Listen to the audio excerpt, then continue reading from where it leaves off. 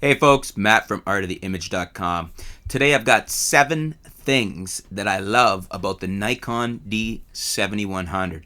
D7100 has been out for a little while now, but it's a fantastic camera from Nikon, and I gotta tell you 7 things that I love about the D7100. First and foremost, 24 megapixels on this sensor. This is class leading, industry leading for DX right now, and very, very nice to have this many megapixels. And that leads us into our second point, and that's despite the fact that it's 24 megapixels, the high ISO is excellent on the D7100. Very, very good high ISO. Probably one of the best DX DSLRs out there for high ISO at 24 megapixels. I'm not really sure there's any out there that are better, maybe by a point or two, but basically class leading right here for high ISO DX or APS-C DSLR. 24 megapixels and excellent high ISO. That's points 1 and 2. Number 3, we got fantastic video ability on the Nikon D7100. We got manual exposure control during video recording, which is very important, and kudos to Nikon for giving us that.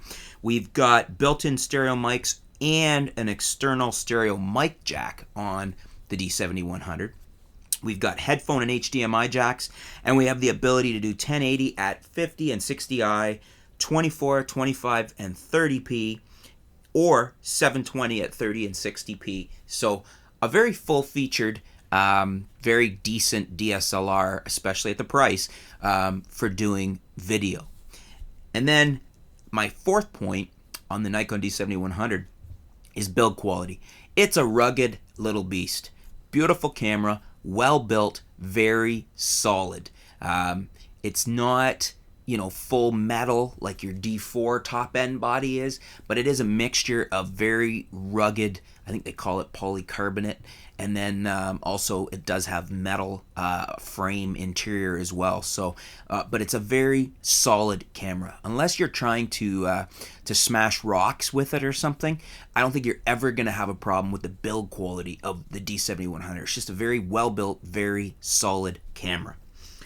Dual card slots is number 5. I love the fact that the D7100 has dual card slots. My D7000, which was the predecessor, had it as well, and it's really handy to have the dual card slots on there. You can set them up as overflow. You can set them up to record in tandem, so one does JPEG, one does RAW. There's a few different ways you could set those up, but just really handy to have the dual card slots, especially if you're a pro. Gives you that added insurance, especially on a shoot like a wedding, where it's very important to not lose a photo due to possible card corruption or something like that. Next up, this would be point number 6, is the autofocus. The autofocus on the D7100 is class leading. I love, even on my 7000, the autofocus was excellent. Never had any trouble with that thing, and just loved how fast it would lock onto something, and the level of autofocus system in the 7100 is fantastic for the price of where this body's priced at. What is it, around 1100 I think right now. So just a fantastic autofocus system.